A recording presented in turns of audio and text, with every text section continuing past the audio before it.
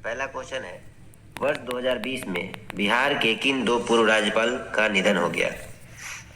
तो बिहार के पूर्व राज्यपाल रह चुके श्री देवानंद कुंवर जी और श्री लालजी टंडन जी का निधन वर्ष 2020 में हो गया है। देवानंद कुंवर जी का निधन अप्रैल 2020 में हुआ, जबकि लालजी टंडन जी का निधन जुलाई 2020 में हुआ है। देवानंद कुंवर जी बिहार के अतिरिक्त त्रिपुरा एवं पश्चिम बंगाल के राज्यपाल रह चुके हैं। वहीं लालजी टंडन जी बिहार के साथ मध्य प्रदेश के भी राज्यपाल रह चुके हैं। अगला प्रश्न है, प्रधानमंत्री नरेंद्र मोदी जी ने किस राज्य में आरोग्य वन का उद्घाटन किया है? तो प्रधानमंत्री जी के द्वारा आरोग्य वन का उद्घाटन गुजरात के केवड़िया जिले में किया गया। आरोग्य वन 17 एकड़ में फैला एक वन है, जिसमें लगभग 5 लाख से अधिक औषधीय पुष्प एवं वृक्ष लगाए गए हैं। तो यह काफ़ी बृहद मात्रा में बनाया गया एक वन है, जो कि लगभग 17 एकड़ में फैला हुआ है। और ये कहाँ स्थित है? तो गुजरात के केवड़िया जिले में स्थित है।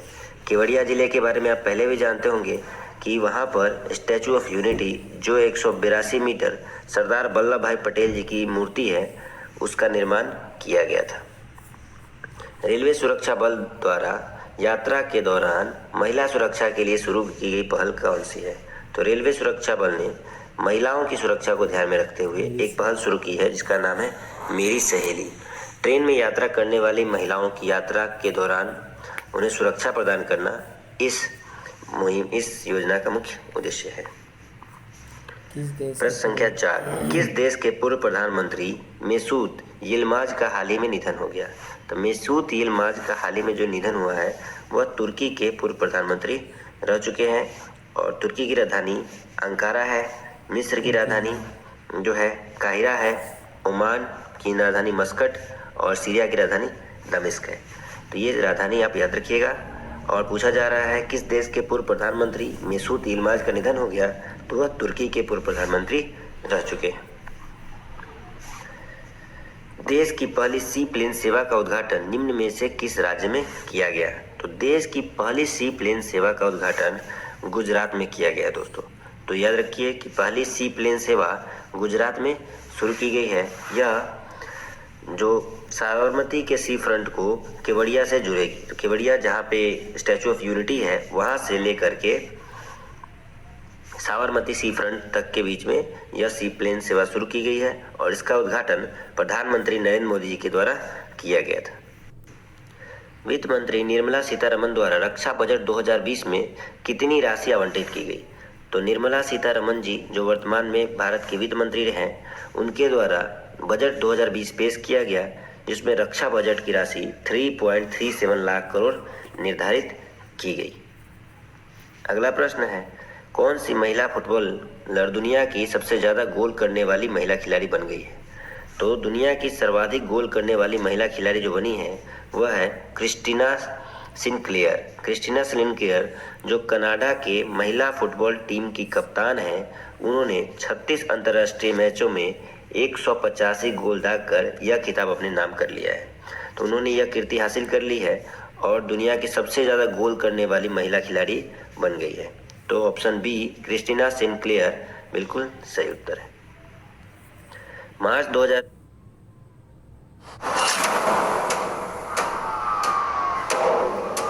मुंबई शहर में ड्रग्स के नशे के कारण 2020 में माउंट मेरापे ज्वालामुखी में विस्फोट के कारण यह चर्चा में रहा। यह किस देश में स्थित है? तो माउंट मेरापे ज्वालामुखी में हाल ही में विस्फोट हुआ मार्च 2020 में। यह इंडोनेशिया में स्थित ज्वालामुखी है। आप जानते होंगे कि इंडोनेशिया में यह प्रशांत महासागर के रिंग ऑफ फायर के क्षेत्र में आता है और यहाँ पे कई ज्वालामुखी है जिसमें हमेशा उद्गार देखने को मिलता रहता है।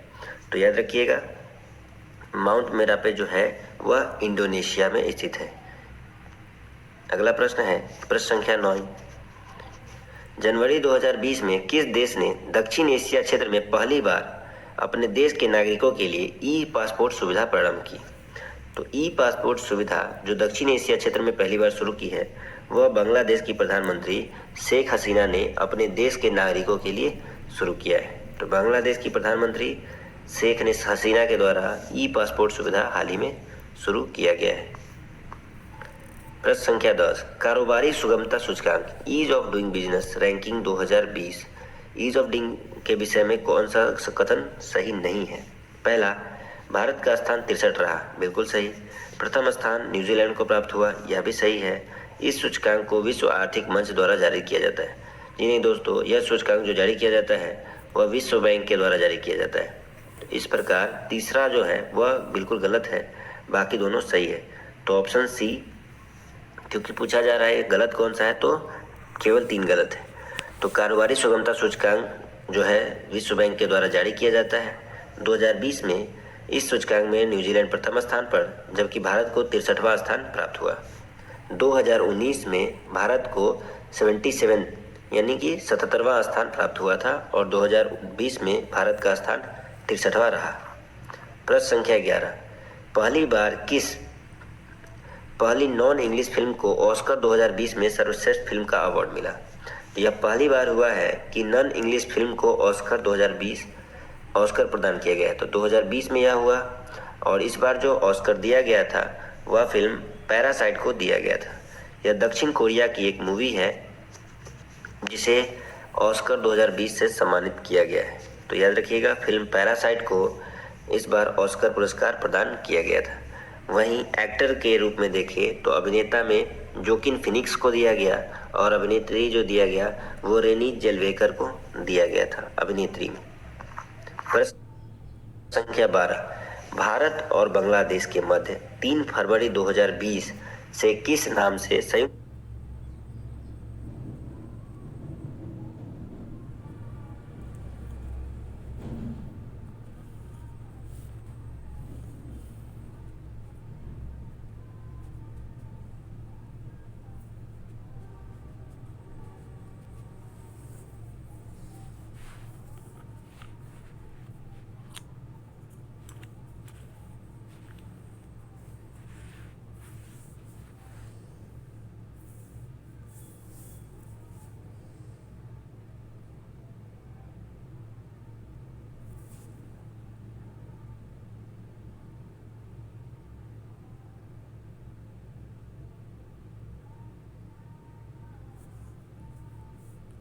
सैन्य अभ्यास का शुभारंभ हुआ?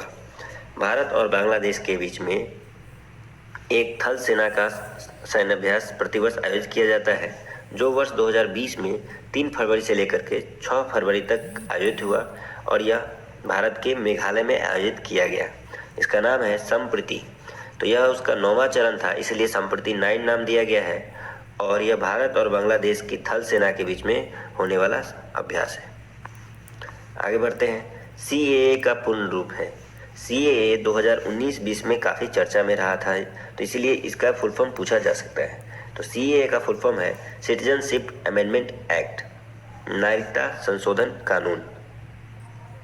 तो नागरिकता संशोधन कानून को भारतीय संसद के द्वारा 11 दिसंबर 2019 को पारित कर दिया गया और यह पूर्ण रूप से भारत में 10 जनवरी 2020 से लागू हो गया। इस कानून में यह प्रावधान किया गया है कि अफगानिस्तान, पाकिस्तान एवं बांग्लादेश के रहने वाले 6 धर्म हिंदू, सिख, ईसाई, जैन, पारसी और बौद्ध इनको भारत की नागरिकता दी जाएगी जो 31 दिसंबर 2000 पूर्व से पहले, जो 31 दिसंबर 2014 से पहले भारत में आ चुके होंगे। अगला प्रश्न है प्रश्न संख्या 14, निम्नलिखित में से कौन सा सुमेलित नहीं है? एक तरफ युद्धाभ्यास दिया हुआ है, दूसरी तरफ देश का नाम दिया हुआ है। पहला है जायर अल बहर। तो जायर अल बहर भारत और कतर की नौसैनिक एक अभ्यास है, बिल्कुल सही है। टाइगर ट्रिम्फ जो है भारत और अमेरिका के बीच में आयोजित होने वाला एक नौसेना अभ्यास है। समुद्र शक्ति भारत और इंडोनेशिया के बीच में आयोजित होने वाला नौसेना अभ्यास है। तो ये पहला, दूसरा और चौथा बिल्कुल सही है। दूसरा दिया गया है मिनेक्स। मिनेक्स भारत और मालदीव नहीं बल्कि भारत और जापान के बीच में आयोजित होने वाला एक नौसेना अभ्यास है। तो ऑप्शन सी बिल्कुल सही है। मिनेक्स के अतिरिक्त जिमेक्स भी एक नौसैनिक अभ्यास है जो भारत और जापान के बीच में आयोजित किया जाता है।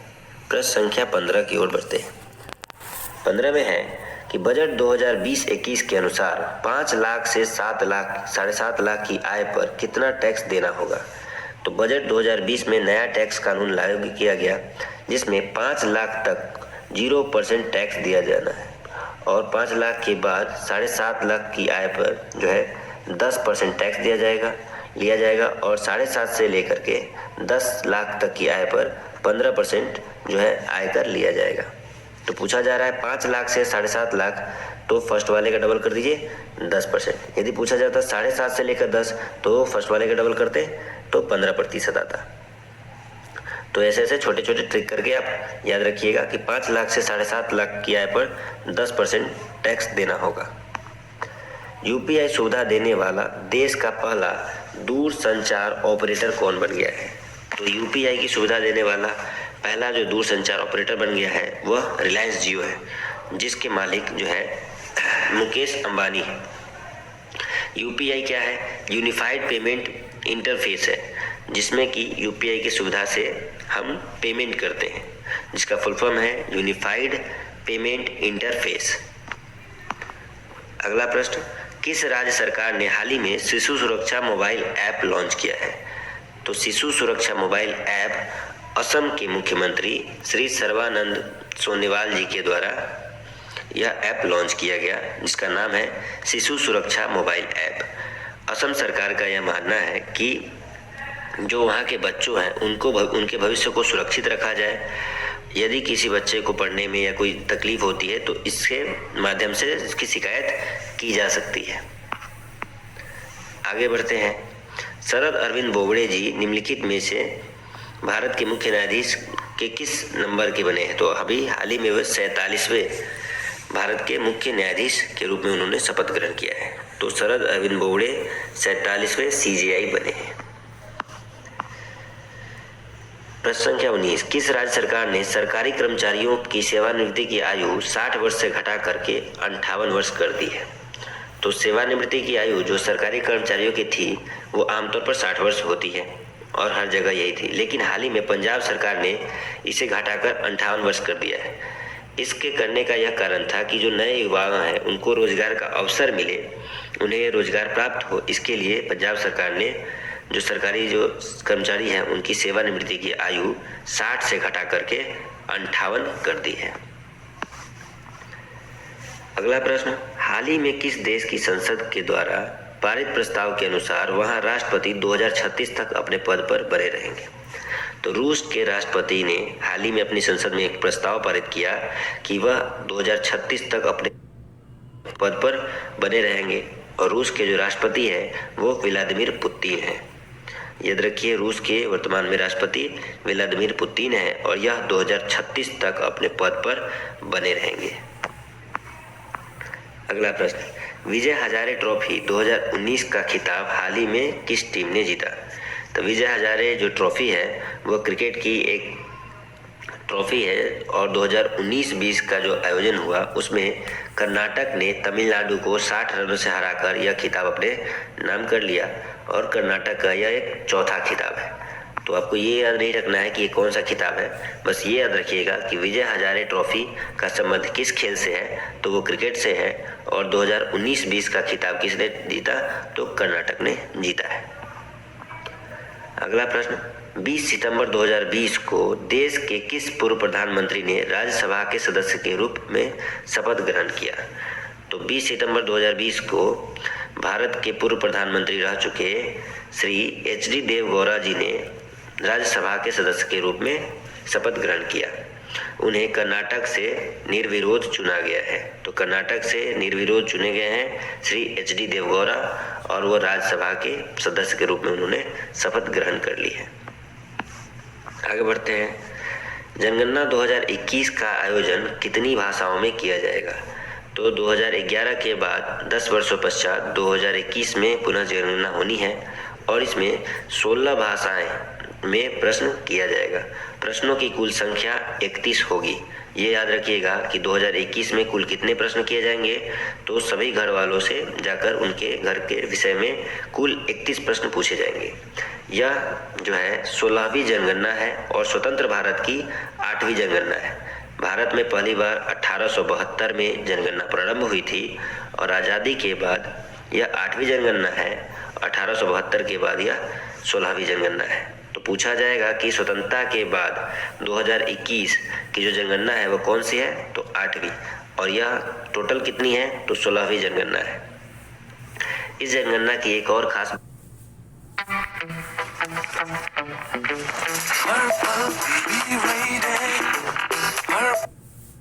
बात है दोस्तों कि यह जनगणना पूरी तरह डिजिटल माध्यम से किया जा रहा है। मोबाइल ऐप और टैबलेट के माध्यम से जनगणना किया जाएगा, यानी यह पेपरलेस है। इसमें पेपर का प्रयोग नहीं किया जाएगा ताकि पर्यावरण को सुरक्षित रखा जा सके। आगे बढ़ते हैं। इंडोनेशिया ने ईस्ट कालीमंतन प्रांत में अपनी नई राजधानी बनाने का निर्णय लिया है। यह किस द्वीप पर है? पिछले सेट में मैंने आपको बताया था कि इंडोनेशिया की राजधानी जकार्ता के विषय में पर्यावरणविदों ने कहा था कि यह 2050 तक सागर तल में समा जाएगी, यानी सागरीय जल में वह विलीन हो जाएगी। तो इसलिए इंडोनेशिया सरकार ने यह निर्णय लिया है कि वह ईस्ट कालीमंतन में अपनी राजधानी को स्थानांतरित कर लेगा। यह बोर्नियो द्वीप का पूर्वी भाग है। तो यह बोर्नियो द्वीप का पूर्वी भाग है। बोर्नियो द्वीप के आपको बता दूं कि बोर्नियो द्वीप पर 3 देशों का कब्जा है। मलेशिया का है, ब्रुनेई का है और इंडोनेशिया का है। यह द्वीप जो है वह एशिया का सबसे बड़ा द्वीप है। आगे बढ़ते हैं। प्रश्न संख्या 25। हाल ही में विश्व के पहले टाइफाइड वैक्सीन को किस देश में लॉन्च किया गया है? तो विश्व के पहले टाइफाइड वैक्सीन को लॉन्च किया गया है, वह पाकिस्तान में लॉन्च किया गया है।